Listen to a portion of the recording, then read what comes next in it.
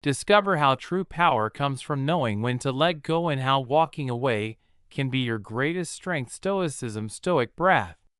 This video reveals timeless Stoic principles to help you build self-respect, set boundaries, and protect your inner peace.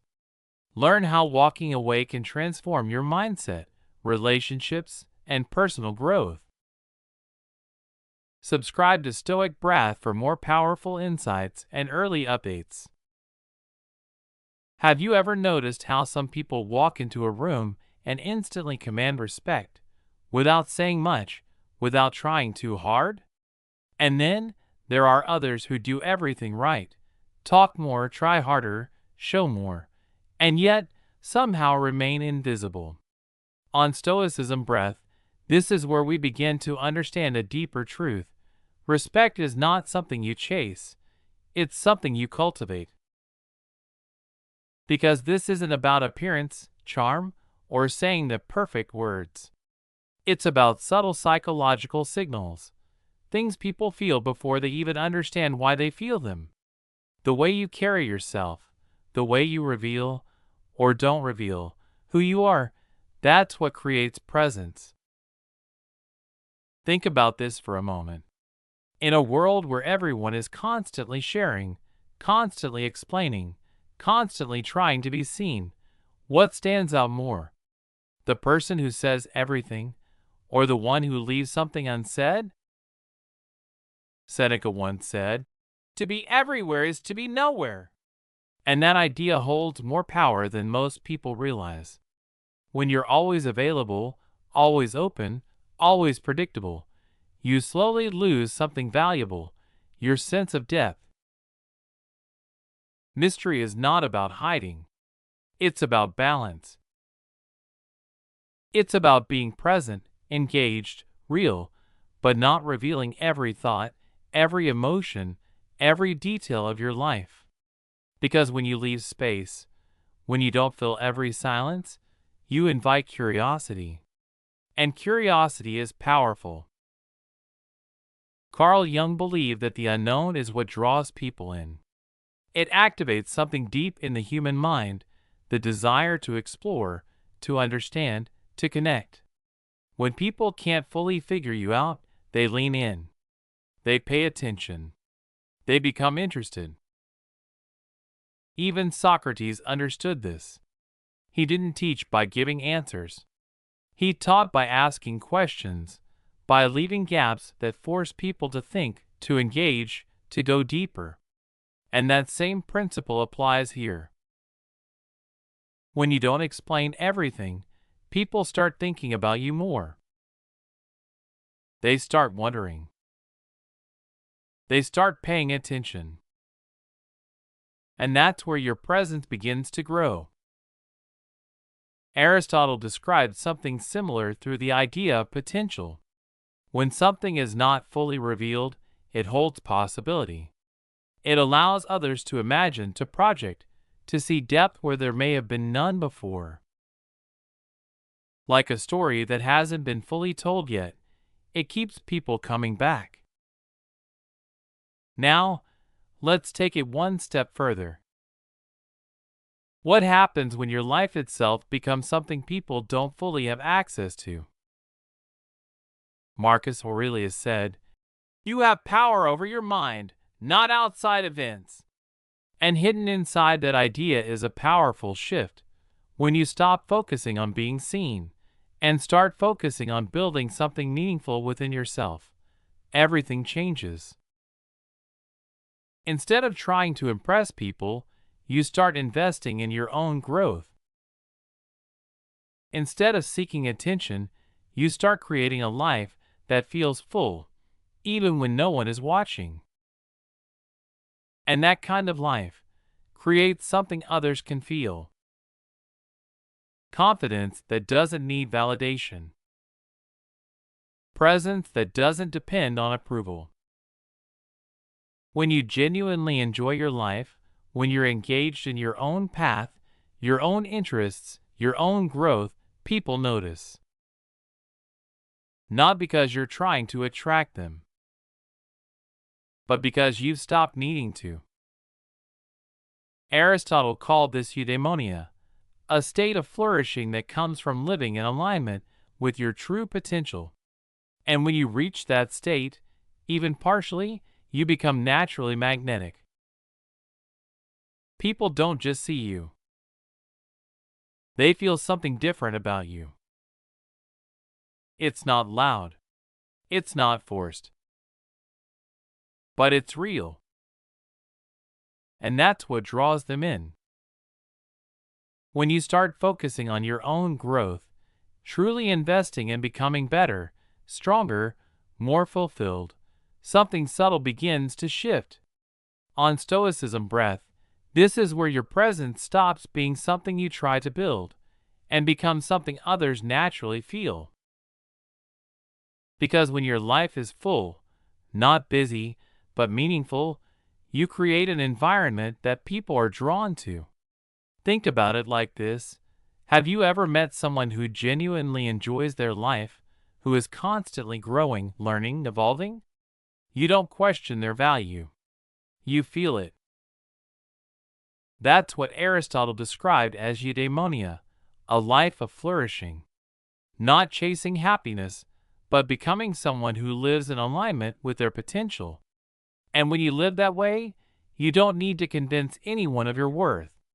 It shows.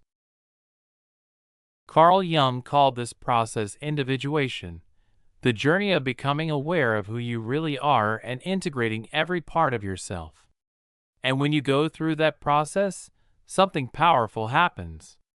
You stop trying to be everything for everyone, and you start becoming fully yourself. And that's where real attraction begins. Not in perfection, not in performance, but in authenticity. When you understand yourself, when you value yourself, when you are grounded in who you are, people notice. There's a depth to you, a calm confidence, a sense that you're not easily shaken. And without even trying, you create something most people chase, FOMO.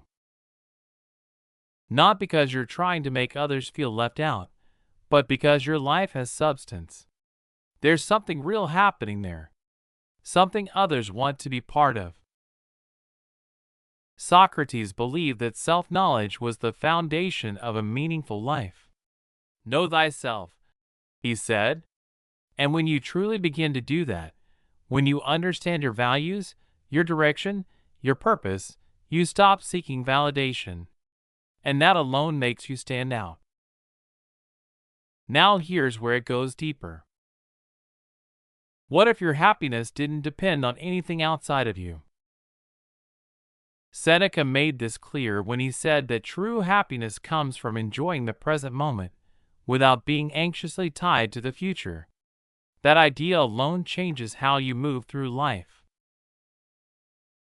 Because most people are waiting. Waiting for success. Waiting for approval. Waiting for the right moment to feel good. But when you learn to generate your own happiness, right now, with what you have, you become different. You're no longer taking energy from others. You're bringing it.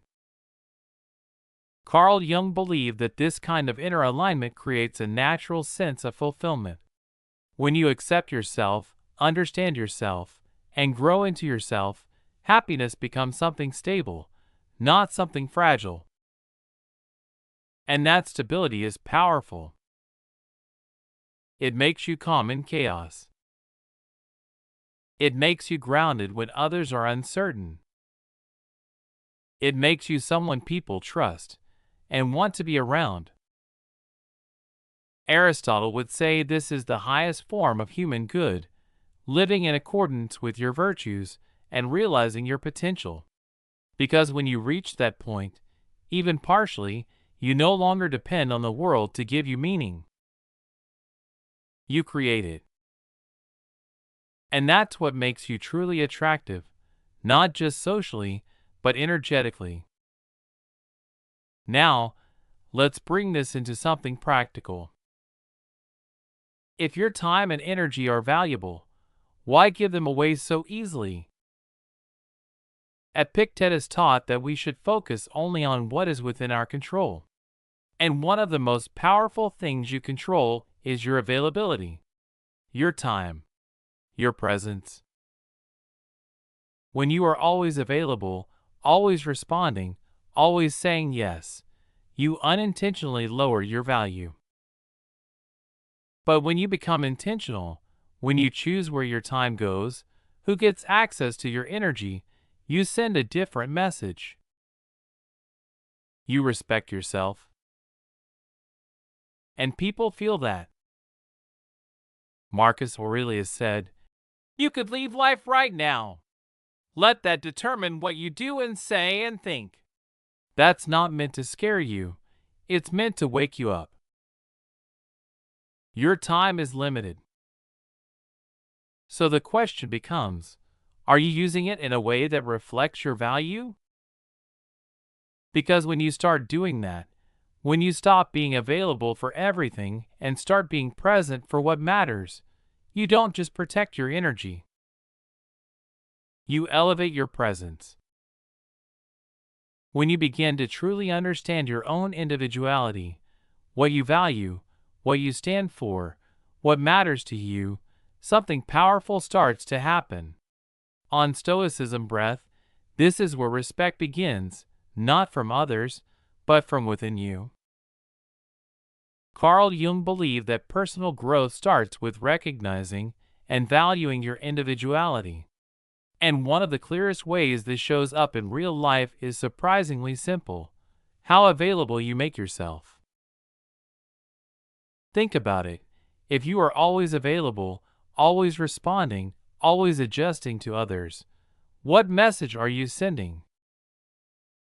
But when you choose your time carefully, when you are present with intention instead of constantly accessible, you communicate something deeper. Your time matters. Your energy matters. You matter. And people feel that. They may not consciously think about it, but they recognize it. They begin to respect your boundaries because you respect them first. Now, this doesn't mean becoming distant or cold. Aristotle called this the golden mean, the balance between extremes. Not being too available, but not completely unavailable either. Because value is found in balance. Too much availability lowers your presence. Too little disconnects you from others. But when you find that middle ground, something changes. Your presence becomes intentional. And intentional presence is powerful. Now let's take this one step deeper. There's a quiet mistake many people make in relationships.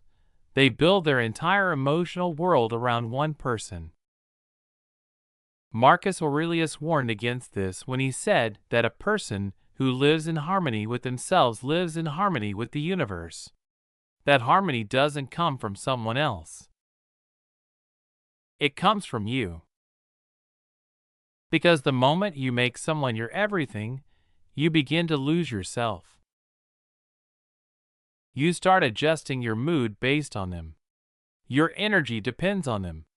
Your sense of worth becomes tied to how they treat you. And that's where instability begins. Stoicism teaches something different.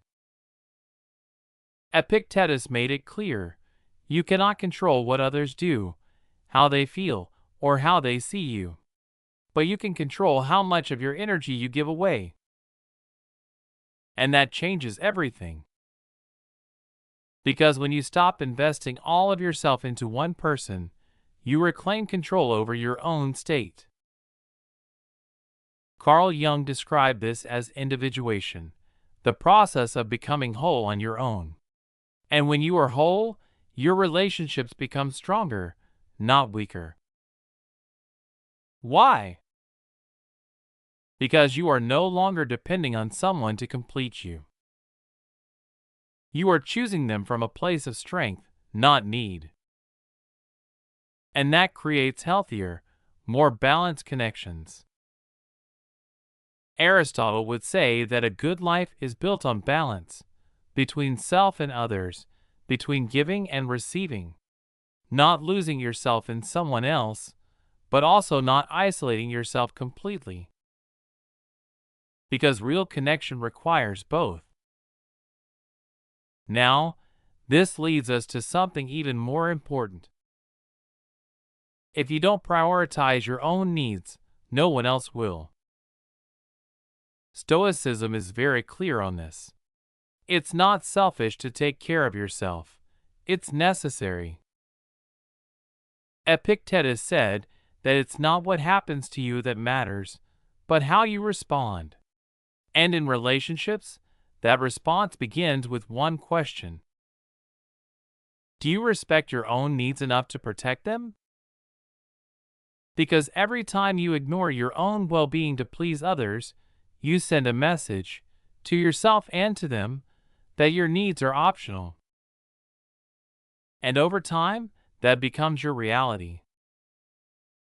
But when you start setting boundaries, when you say no when something doesn't align, when you protect your time, your energy, your mental space, you change the dynamic.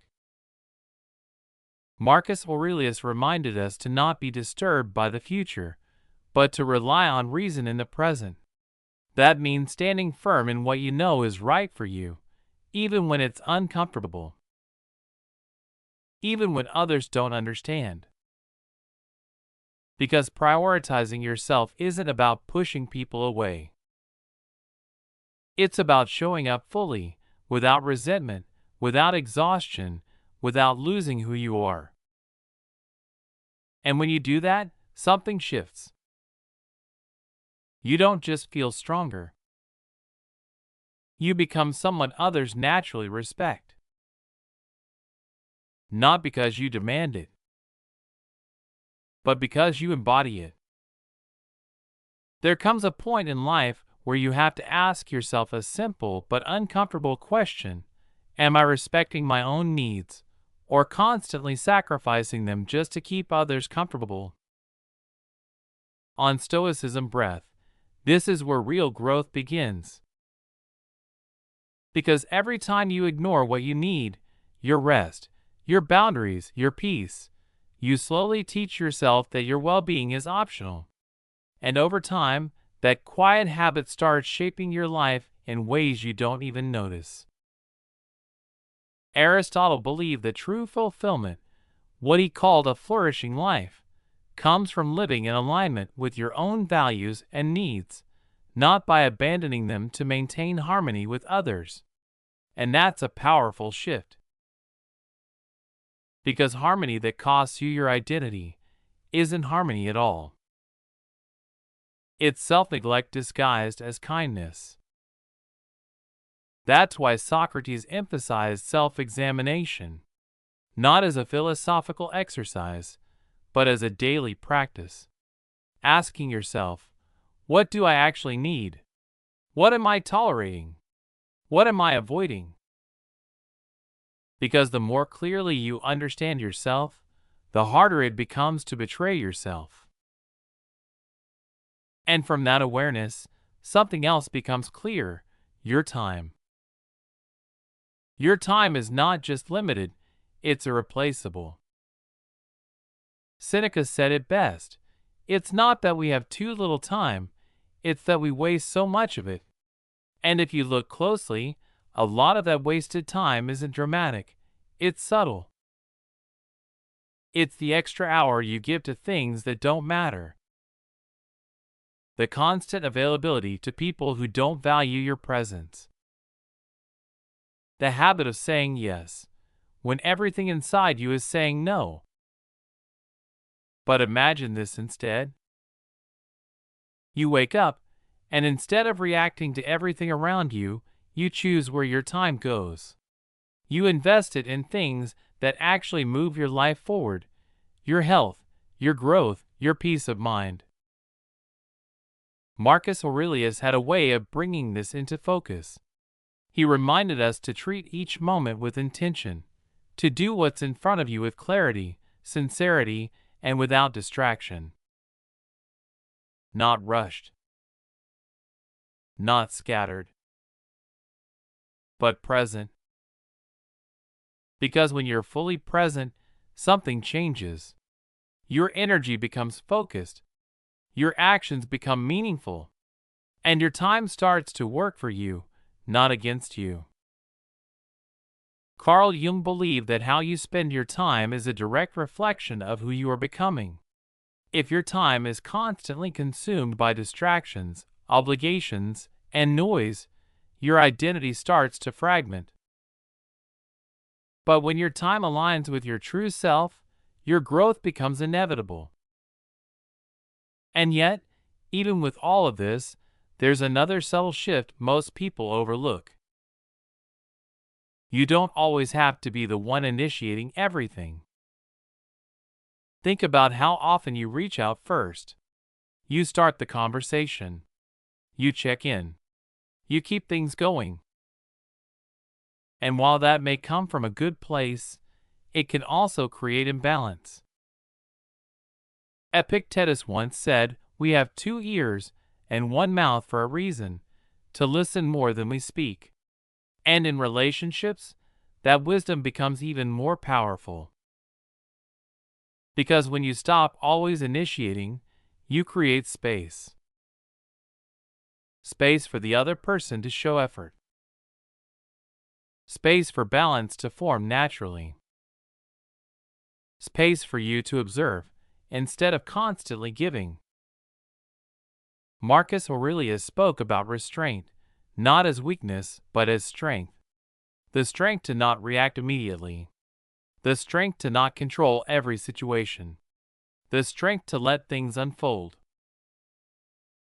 Because not every connection needs to be forced.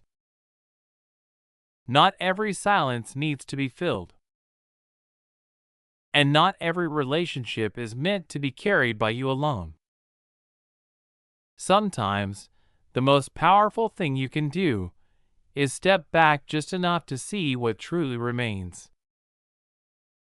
Because when you respect your time, your needs, and your energy, you stop chasing connection. And you start attracting the right ones instead. There's a subtle shift that happens when you stop trying to control every interaction and start allowing space instead. On Stoicism Breath, this is where relationships begin to feel real. Carl Jung spoke about individuation, the process of becoming fully aware of yourself and others. And part of that awareness is understanding something most people overlook. Relationships need balance to survive.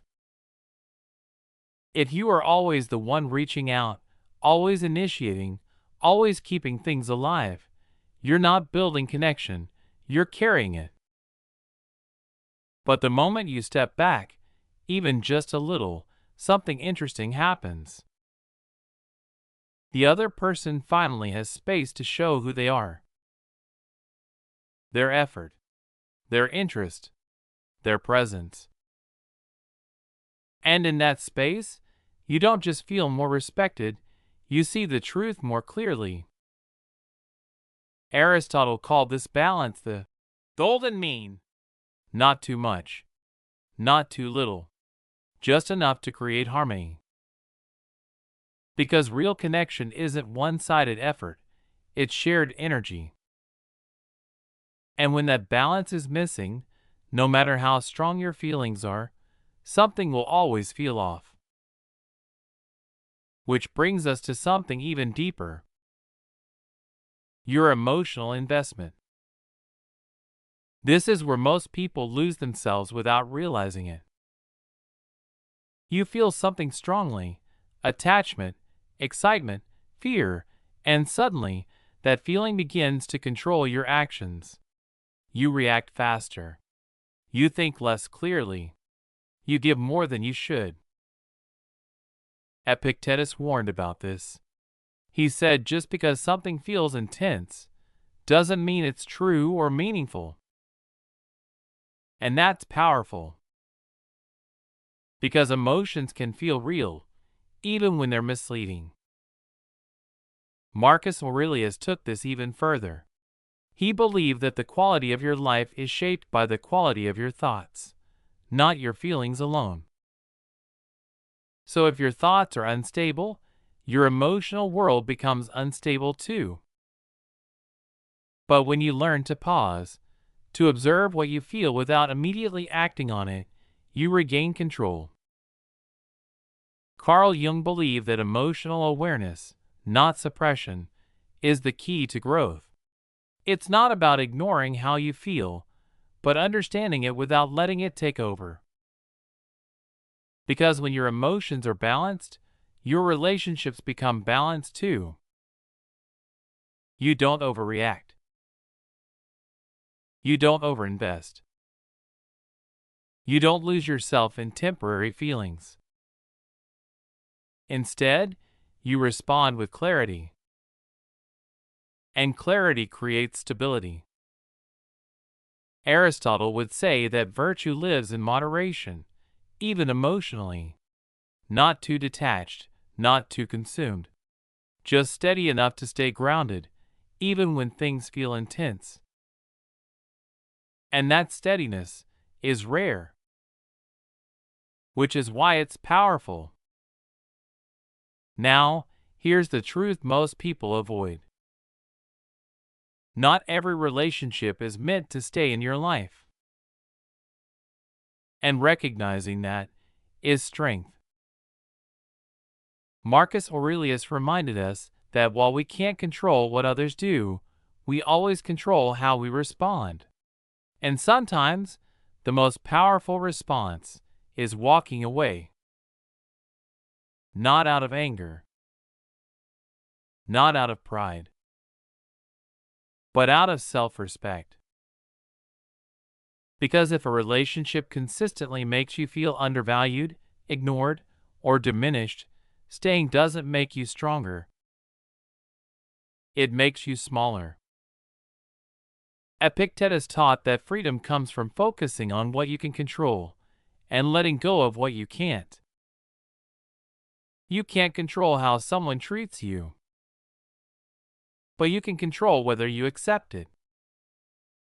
And that choice changes everything. Walking away isn't weakness. It's clarity. It's knowing your value so deeply that you refuse to stay where it's not recognized. It's choosing peace over attachment, growth over comfort, respect over familiarity. Because at the end of the day, the strongest person in the room isn't the one who holds on the longest. It's the one who knows exactly when to let go. There's a moment in every relationship where you quietly realize something important. You cannot control how someone sees you, how they value you, or how they choose to treat you. And on Stoicism Breath, this is where true power begins. Because while you cannot control their perception, you can control your participation. You can decide how long you stay. You can decide what you tolerate. And most importantly, you can decide when to walk away. That decision is not weakness. It is one of the clearest expressions of self-respect. Think about it this way. Every time you remain in a situation that diminishes your worth, you are slowly negotiating with your own value. You are telling yourself, even if you don't say it out loud, that this is acceptable. But is it? Carl Jung believed that personal growth begins with understanding yourself, your worth, your boundaries, your contribution to the world. And once you truly see that, you can no longer comfortably stay in places that ignore it. Walking away, in that sense, is not loss. It is alignment. It is choosing to honor what you already know deep inside. Aristotle described a fulfilled life, what he called flourishing, as one built on virtue and self-respect, not just in isolation, but within relationships. Because a good life is not just about what you achieve. It's about the environments you choose to remain in. And the truth is, not every environment deserves you. Not every connection is meant to grow. Not every relationship is aligned with who you are becoming. That's why Socrates emphasized constant self-examination. Not once, not occasionally, but as a way of living. Asking yourself, does this relationship reflect my values? Does it support my growth?